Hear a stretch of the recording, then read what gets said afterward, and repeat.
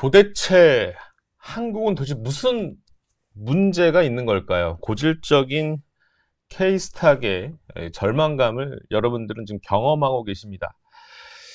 자, 미국 시장은 여전히 상대적 강세를 보이고 있고, 유럽 시장을 필두로 해서 해외 시장은 그렇게 민감하게 받아들이지는 않고 한국과 대만 정도가 상당히 좀 힘들어하고 있는 최근의 흐름이죠. 자, 트럼프 플레이로 인해서 어게인 2018을 다시 경험하는 거 아닌가라는 걱정도 있습니다. 상당히 그 당시로 돌아가면 상당히 힘들었던 주식시장의 추억을 아마 떠올리실 수 있을 것 같은데 그때와는 좀 다르다라는 얘기도 좀 있습니다.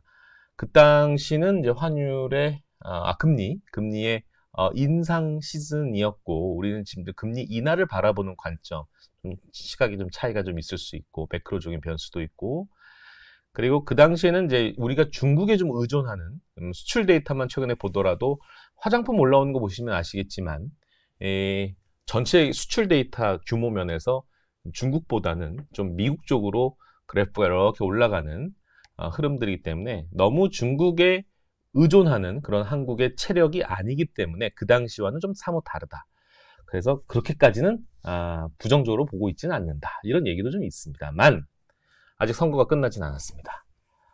선거가 끝나지 않았기 때문에 뭐 해리스의 어떤 또 선전 또 그런 것들이 또 뭐 계속 나오겠죠. 그러면서 트럼프와의 지금 격차는 좀 있지만 점점 그 간극은 좀 줄어들지 않을까라고 생각이 됩니다. 자, 오늘은 좀 제가 좀 말이 좀 길어졌네요. 너무 이 우라통이 터져가지고 오늘은 우라통이 터질 수 있습니다. 미리 사전에 말씀을 좀 드리겠습니다. 보시다가 끌 수도 있습니다. 우라통 터져서. 우라통 터지는 업종입니다. 석유화학 업종에 대한 썸네일에도 제가 솔직한 심정이라는 제가 글씨를 썼는데 좀 솔직하게 오늘 얘기 좀 해주세요. 네. 말씀드리겠습니다. 네. 네. 최영광. 이름은 상당히 영광스러운 이름입니다만 그렇지가 못하네요. 애널리스트가 되고서 좋은 날을 못 봤어요. 네, 못 봤죠. 참 우리 최영광 연구원님도 참 좀 좋은 햇볕을 좀 광합성을 좀 해야 되는데 계속 지금 증산 과정만 지금 자 봅시다. 일단은 효성 TNC라는 거를 지금 탑픽으로 내세우셨기 때문에 지금 이렇게 효성 TNC를 봐야 하는 이유라고 적어놨는데 네. 약간 좀 반문이 있을 수 있습니다. 그러니까 석유화학적 다 안 좋게 보는데 왜 또 효성 TNC는 좋게 보냐? 질문이거든요. 네. 그래서 사실 결론부터 말씀을 드리면 석유화학 업종 계속 안 좋게 보고 있고요. 그래서 저희 자료 나가는 것도 투자 의견 이제 뉴트럴 투자 의견을 말씀을 드리고 있고 근데 그래서 그 중에서도 그래도 그 안에서 또 매력도가 있는 기업과 매력도가 없는 뭐 기업들 이렇게 좀 구분이 될 텐데 그런 부분들을 좀 고려했을 때 이제 뭐 섹터 전체를 좋게 보는 건 아니지만 그래도 이 중에서 옥석을 골라내자면 효성 TNC 같은 기업들이 있다. 이렇게 좀 말씀을 드릴 수 있을 것 같고요. 그 부분에 대한 내용을 자료는 있으니까 좀 이따가 보여드릴 겁니다. 자료도 우리 최영강 연구원님이 자료도 준비하셨는데 약간 스마트한 주린이가 이런 질문을 합니다. 영광님 알겠어요. 무슨 말인지 알겠고 계속 안 좋게 본다는 건 알겠는데 이런 질문을 할 수 있습니다. 그런 안 좋은 업황의 분위기가 어느 정도는 주가에 상당 부분 반영이 됐지 않았을까요? 이제는 기관 투자자든 외국인 투자자든 어느 정도 많이 덜어냈을 거로 추정이 됩니다. 그렇기 때문에 약간의 모멘텀만 발휘가 되어준다면 주가는 제법 가볍게 반등 나올 수 있지 않을까요? 그리고 트럼프가 되든 누가 되든 어쨌든 중국을 겨냥은 하긴 할 텐데 아무래도 반대로 시진핑 정권은 강한 경제 부흥을 위한 드라이브를 레버리지 정책들을 발휘하지 않을까라는 생각이 들어서 중국에서 뭔가 어떤 자생력을 좀 발휘하고자 이 점핑하는 이 모터를 좀 달아주지 않을까라는 생각이 있습니다. 이거에 대해서는 어떻게 생각하십니까? 라는 질문이 있을 수 있거든요. 우선 두 가지를 말씀해 주셨는데, 워낙에 주가 많이 빠져 있고, 센티먼트 이미 너무 나빠져 있으니까, 예. 뭔가 조금만 좋은 얘기가 나오면 주가가 반등할 수 있지 않냐, 튈 수 있지 않냐.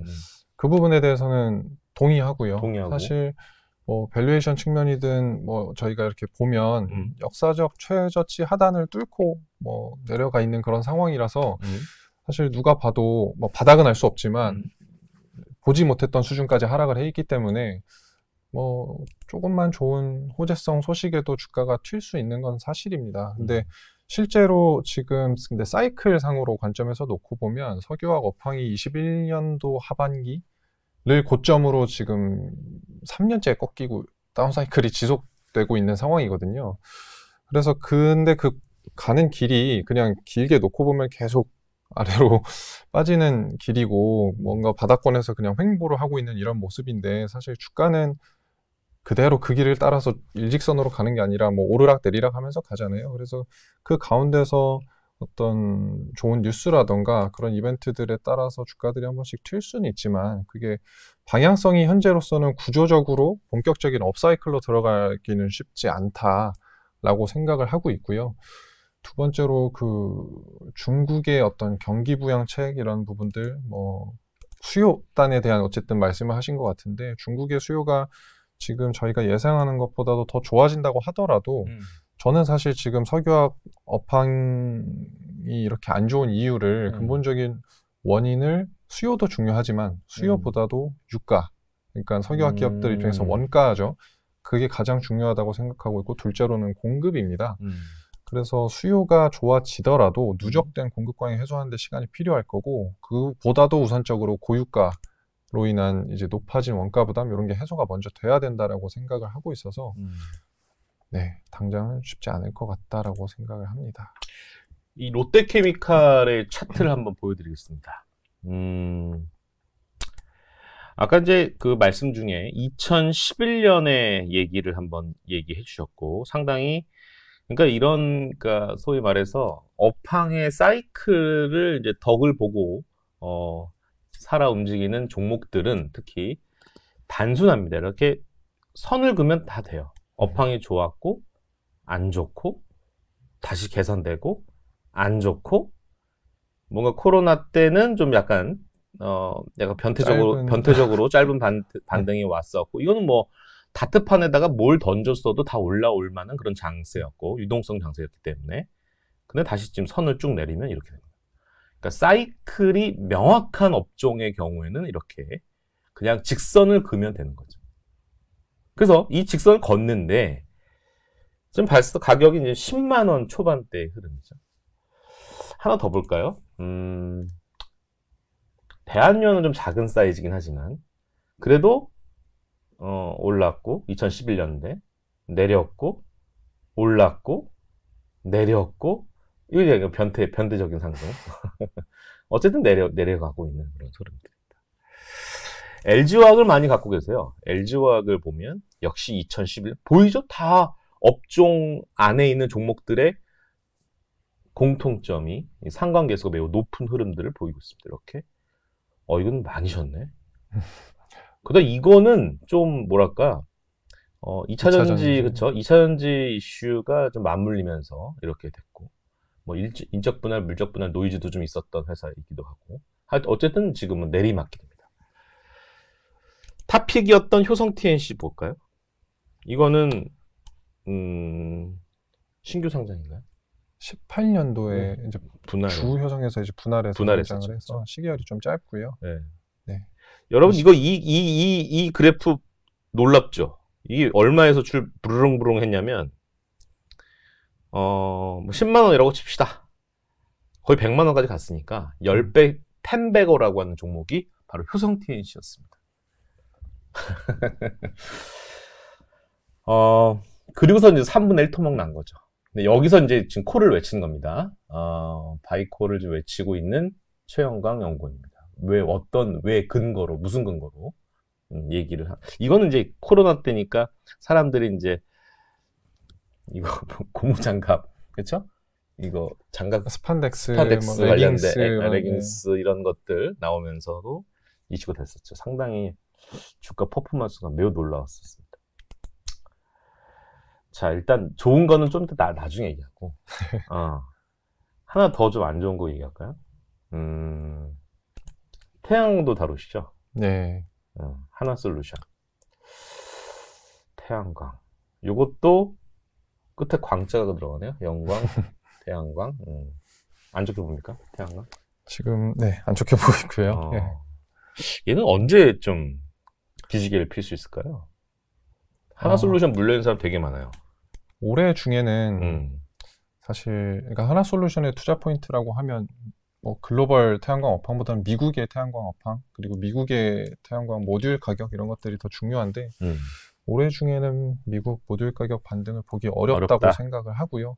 모든 긍정적인 가정들을 다 반영을 하면 내년 중에는 그래도 좀 기대해볼 요인들은 있을 수 있겠다. 네, 그런 제품 가격 측면에서는 그렇게 생각을 하고는 있습니다만 태양광 수요도 좋아야 되고 트럼프가 되면은 태양광을 되게 러블리하게 보는 입장은 아니니까. 아니죠. 예. 그렇죠. 미국의 모듈 값이 좋아야 올라가야 하나솔루션은 좋을 거니까 판가가 올라가니까. 네. 그렇죠. 좋습니다. 요거는 좀 중립적인 의견 계속 유지를 하시는 거죠. 네. LG화학에 많이 물려 있는 분들. LG화학을 들고 있는 사람들 물어봤어요. 너 왜 들고 있어? 라고 물어봤더니 PER은 여전히 높아. 근데 야, PBR 있잖아. 0.8도 안 되더라. PBR 논리로 LG화학을 합리화시키시는 분들도 계세요. 그러니까 밸류에이션 체력은 어느 정도는 확보되어 있으니 어느 정도 주가 하락은 제한적일 거야 라고 얘기를 하시는 분들도 계시거든요. 업황이 안 좋은 건 알아 나도. 근데 이제 어느 정도는 다 왔어. 바닥인 것 같아. 이제 바이 더 딥을 준비해야 돼 라고 얘기하는 분도 계세요. 네. 이건 어떻게 보십니까? LG화학. LG화학을 그래도 저는 계속 바이 투자 의견 말씀드리고 있고요. 그래도 좋게 보는 이유는 석유화학과 또 2차 전지 관점에서 좀 말씀을 드리면 먼저 석유화학 관점에서도 LG화학은 예전부터 흔히 저희가 계속 안 좋다라고 말씀드리는 범용성 화학 제품들 이런 부분에 대해서 경쟁력이 중국에 비해서 뭐 떨어지고 우리는 앞으로 경쟁력을 좀 가지기 어렵다라고 판단을 진작에 했고 계속 고부가 가치 제품들로 그러니까 다운스트림으로 스페셜티 제품 이런 쪽으로 포트폴리오를 계속 확장을 해왔거든요. 그래서 이런 이익률이나 이런 것들도 좀 비교 기업들하고 이렇게 경쟁사하고 비교를 해보면 상대적으로 양호한 모습을 보이고 있고요. 실제로 지금 2분기 같은 경우에도 이제 경쟁사는 계속 영업 적자를 기록을 할 것으로 예상되는데 일단 LG화학의 석유화학 부분은 흑자 전환을 할 수 있을 것으로 보고 있습니다. 그리고 전지 소재 그러니까 첨단 소재 사업 부문 안에 들어있는 이런 양극재 같은 경우에도 양극재 경쟁사들보다 사실 LG화학이 굉장히 잘해요. 경영을 잘하는 편입니다. 가격에 대한 전망이라든지 이런 것도 잘해서 재고 관리도 잘하는 편이고요. 그래서 양극재 경쟁사들보다도 이익률이 계속 좋습니다. 그리고 전방의 그런 캡티브 고객사를 바탕으로 판매량 이런 부분도 훨씬 더 높기 때문에 수익성이 계속 조금씩 개선되고 올라오고 있는 그림이거든요. 그런 관점에서 LG화학의 자체적인 사업 경쟁력, 이런 실력 이런 것들에는 딱히 의구심은 없는 상황이고 자체 실적은 계속 좋아지기 때문에 주가 빠졌으면 좀 이 정도 가격에선 더 잃을 건 없지 않을까 그렇게 생각을 합니다. 근데 워낙에 2차 전지 센티먼트가 안 좋아지는 것에 대한 전반적으로 섹터가 다 이렇게 눌리는 것에 대한 영향에서는 자유롭지 못한 것은 사실이죠. NH에서 원자재 담당하는 분이 황병진 연구원이잖아요. 네. 좀 얘기를 좀 나눠보셨으면 유가 전망 어떻게 보고 있어요? 유가는 저희는 일단 이게 월봉입니다, 여러분. 차트 보시면 유가 월봉이에요. 네, 지금 결론부터 말씀드리면 저희는 올해 하반기, 3분기, 4분기까지는 유가 강세가 유가가 현재 레벨보다는 더 올라갈 거로 보고 있고요. 내년 같은 경우에는 그래도 완만한 좀 하락 나올 거다. 궤적 자체가 좀 그렇게 생각을 하고 있습니다. 실제로 이제 오펙 플러스가 이제 원래 2분기 말에 이제 자발적 감산이 만료될 예정이었던 거를 3분기 말로 또 연장을 했고, 그 외에 이제 그 전부터 또 해오던 감산도 24년 말에 만료될 예정이었던 감산도 25년 말로 또 연장을 했거든요. 예. 사실 펀더멘털적인 요인, 수요 공급 측면만 놓고 보면 석유 수급 시장은 더 타이트해진 게 사실입니다. 그래서 예, 저희는 그렇게 보고 있고요. 예. 느낌은 좀 그런 것 같아요. 그러니까 유가의 흐름도 중요한데, 제가 이제 상해 종합 지수를 이제 띄웠는데, 그러니까 상해가 좀 올라가줘야 아무래도 굴뚝 산업, 중흥장대, 특히 석유화학 업종들은 좀 기지개를 좀 필 수 있는 반등 모멘텀을 거기서 좀 찾으려고 하는 그런 움직임들이 분주하지 않을까라는 생각이 듭니다. 자, 이제 오늘의 주인공 역할을 해줄 효성 TNC의 차트를 한번 보여드리겠습니다. 이거 일봉입니다. 아까 이제 주봉 보여드렸지만 이 일봉입니다. 상당히 이런 모습이 이었지만 이제 좀 이제 촘촘하게 이제 일봉으로 접근해야 됩니다. 5월, 6월 달까지는 상승 모멘텀을 등에 업고 이제 다시 뭐 과거의 영광을 부활하는 거 아닌가라는 약간 기도 좀 있었지만 다시 또 내려막길 또 다시 반등, 다시 또 시장의 흐름과 동행하면서 다시 하락.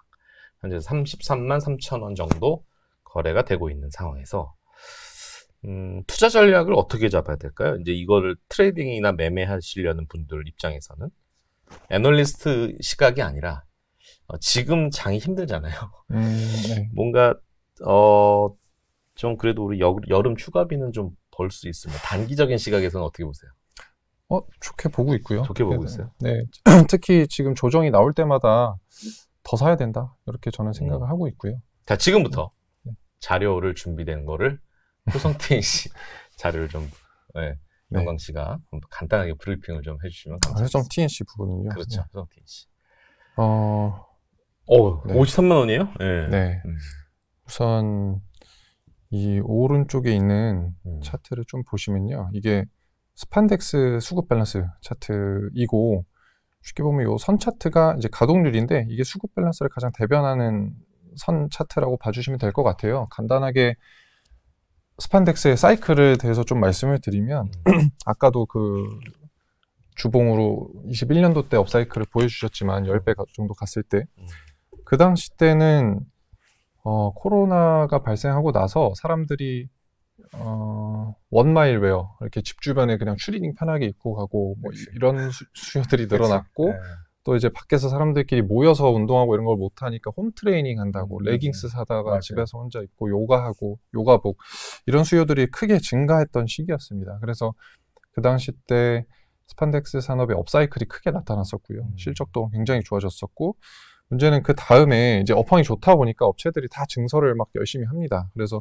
22년도 때 증설이 엄청 많이 들어왔는데 수요는 반대로 역성장을 했어요. 작년에 너무 좋았으니까 이제 수요 좀 빠졌고, 그러면서 다운 사이클을 또 세게 맞았거든요.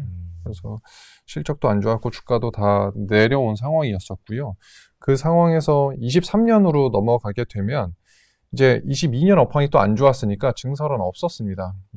없었는데 수요는 또 급반등을 하면서 이제 이 가동률이 거의 뭐 66%까지 22년도에 빠졌었던 가동률이 23년에는 거의 과거 평균치 수준까지 회복을 했고요. 그러니까 이 구간에는 이제 누적된 공급 과잉을 해소하는 구간이 23년이었었고요. 올해 지금 현 상황에는 증설이 약간 있습니다. 일부 있긴 하지만 수요가 증가하는 그 증가량을 하회하기 때문에 수급 밸런스 자체는 조금씩 더 지금 계속 좋아지고 있는 그런 상황이고요. 근데 좀 궁금한 게 무슨 산업 사이클이 왜 이렇게 주기가 짧아요?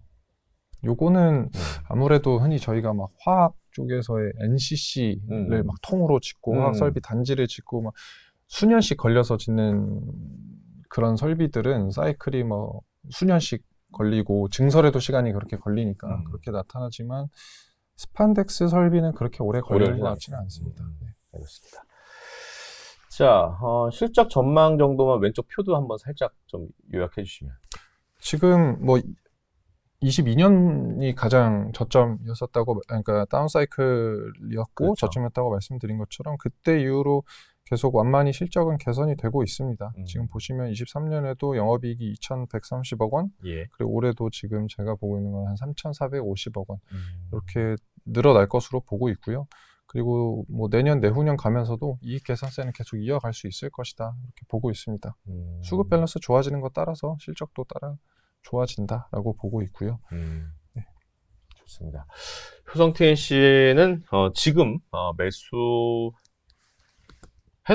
괜찮은 그런 레벨 자리이다 이렇게 말씀을 해주셨습니다.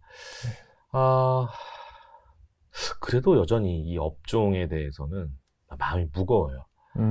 준비하신 또 다른 전체적인 자료들을 좀 짤막하게 우리 갖고 계신 분들도 상당히 많이 계시거든요. 이 전체적인 석유화학 업종 종목들. 네.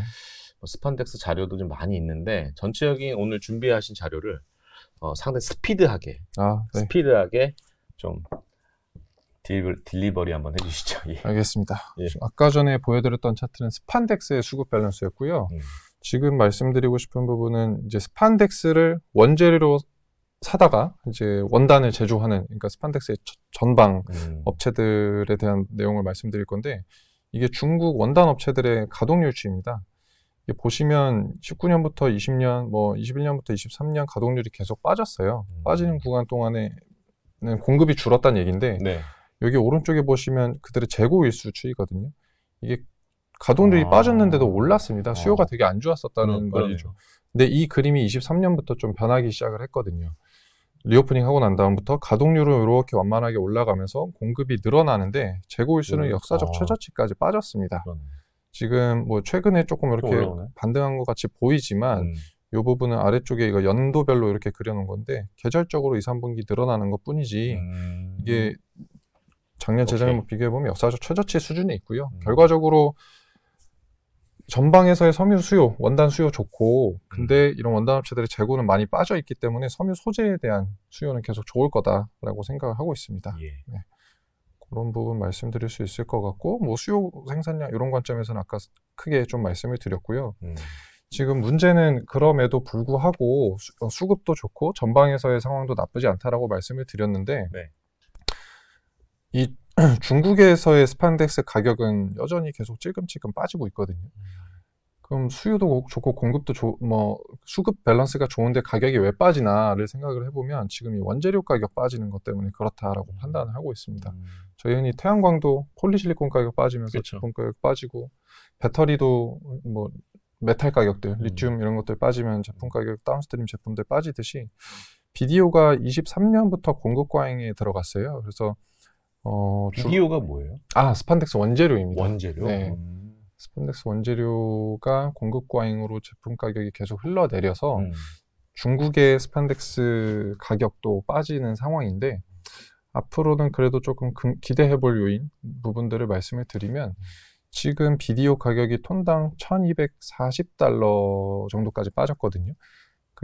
근데 BDO를 생산하는 생산 업체들의 생산 원가가 1200에서 1500달러, 그게 이제 BP 수준입니다. 근데 그거에 지금 하단 수준까지 빠졌기 때문에 이제 BDO 가격이 추가적으로 더 빠지면서 제품 가격을 끌고 내려갈 그런 여력은 좀 제한적일 거다라고 생각을 하고 있고요.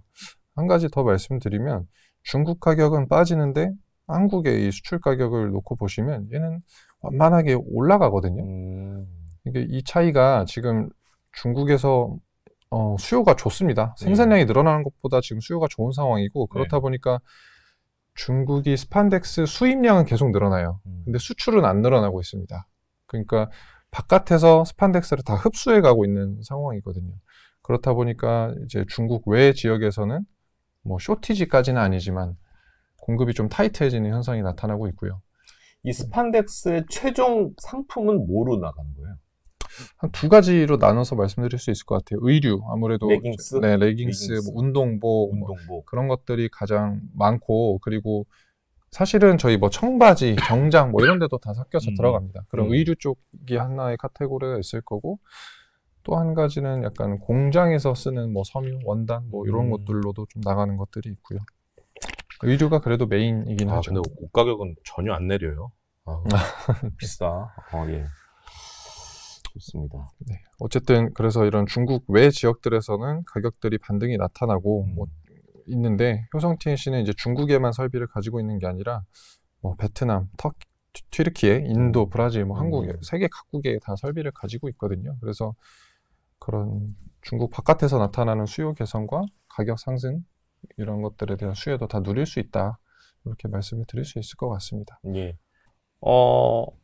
업종 전체적으로는 좀 우울한 분위기지만 이 효성TNC는 좀 차별화된 실적이 계속 개선되는 좀 별난 기업이다 느낌입니다. 그래서 원재료에 대한 부담은 어느 정도는 이렇게 부담이 되지 않고 수출 단가 전이가 되면서 한국의 이 효성TNC의 실적은 따박따박 증설 효과도 좀 서서히 나타날 거로 보여지고 좋습니다. 효성TNC까지 얘기를 나눠봤습니다. 자, 이제 정리를 좀 하셔야 돼요. 혹시 준비된 자료에서 요거는 꼭 보여드리고 싶은 자료 있으십니까? 요거는 좀 해줘야 되겠다. 좋든 안 좋든. 다 얘기했어요? 안 좋은 얘기 말씀드리면요. 안 좋은 얘기? 차트 하나만 보여드릴게요. 차트 하나만 더 보여주세요. 지금 아까 처음에 저희가 시작할 때 말씀하셨던 이제 석유화학 업종이 안 좋은 이유 중에 뭐 수요도 중요하지만 유가가 더 중요하다 이렇게 말씀드렸었잖아요. 이게 지금 유가하고 NCC 기업들 주가를 같이 그려놓은 거거든요.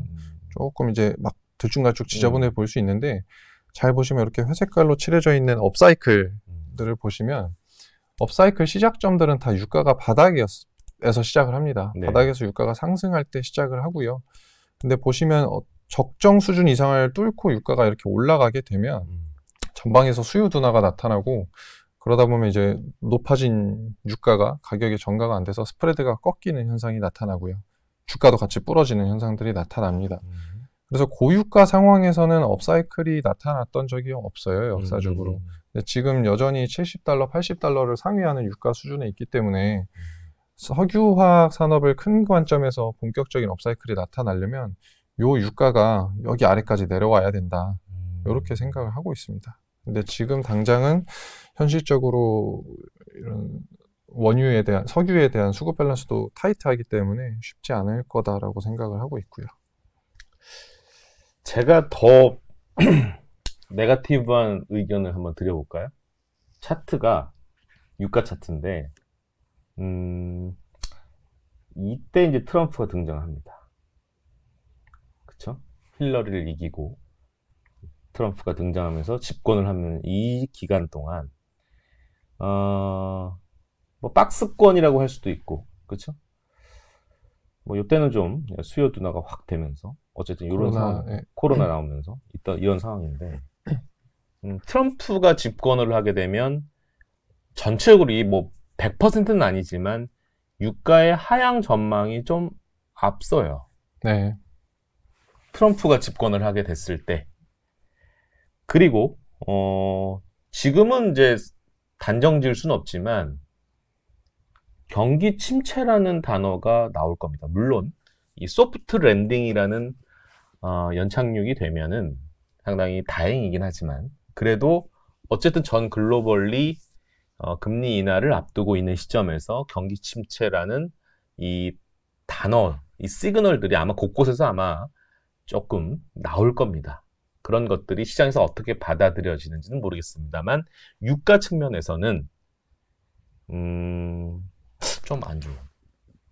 근데 지금 저 장표를 보면 유가가 바닥에서 상승할 때 나타나기 시작한다. 뭐가? 네. 업사이클이. 그러면 저기서 지금 최영근 연구원님 또는 우리나라 석유화학을 커버하는 애널리스트들은 상당히 중요한 지표를 유가라고 보실 텐데, 이게 약간 종속적인 관계인 이 석유화학 업종이 유가라는 저 흐름이 만약에 향후 2, 3년간 펼쳐지면은, 이거 진짜 우리 이런 말 하잖아. 노답. 이런 생각도 들어요. 저같이 주린 입장에서는 이런 생각을 하게 되면 어떻게.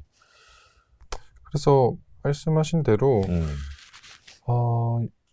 유가가 그러니까 업사이클은 유가가 이미 바닥을 찍고 거기서 이제 상승할 때 나타나는 게 이제 대체로 그러는데 그쵸. 사실 유가가 하락하는 그 과정은 이 석유 업종이 긍정적이지 않습니다. 안 그래도 지금 수급 밸런스가 안 좋은 상황이잖아요. 증설이 많고 공급이 워낙에 많은 상황 속에서는 유가가 빠지게 되면 결국에 아까 말씀드렸던 원재료 가격이 빠지면 제품 가격을 끌고 내려간다라는 말씀드렸던 것처럼 제품 가격들도 같이 따라 빠지게 될 거고요. 수급 밸런스 안 좋으니까. 네. 그럼 그 가격이 빠지는 구간에서는 또 실적 측면에서는 부정적인 레깅 효과, 저희 흔히 뭐 네거티브 레깅 효과가 발생한다 이러는데 현재 팔리는 제품 가격은 계속 낮아진, 싸진 제품 가격이 팔리는데 원가는 계속 높았던 한 달 반 전의 원가가 계속 잡히면서 실적 측면에서 긍정적으로 작용하기는 어렵거든요. 그래서 저는 조금 좀 중립적인 저도 스탠스를 느낍니다. 이 종목에 대한, 업종에 대한. 그래서 만약에 기술적 반등이 드라마틱하게 시연이 된다라면 비중을 좀 축소를 해야 되지 않을까라는 생각을 좀 갖게 됩니다. 그래서 이 석유화학 업종에서는 소위 텐베거를 외출 만한 과거의 그 영광 종목들이 나오기는 쉽지 않겠다 그런 생각이 있고, 물론 뭐 생각지도 못한 상승 트리거가 외부에서 발생을 했을 때는 충분히 올라갈 수 있을 만한 그런 수급적인 공백은 있기 때문에 아마 세게 올라갈 거예요. 어떤 날은 막 9%, 10% 올라간 날도 있어요. 네. 대한유화 보면은. 네. 작은 종목 보면. 그래서 그럴 때는 좀 너무 흥분하지는 말아야 되겠다라는 생각은 좀 듭니다. 네. 자, 좋든 안 좋든 구석구석 찔러보고 테스트해보고 체크하는 화목한 런치스탁의 오늘 우리 K스탁과 비슷한 분위기의 오늘 화목한 런치스탁이었습니다. 자, 오늘 컨텐츠는 여기서 마치겠습니다. 감사합니다. 감사합니다.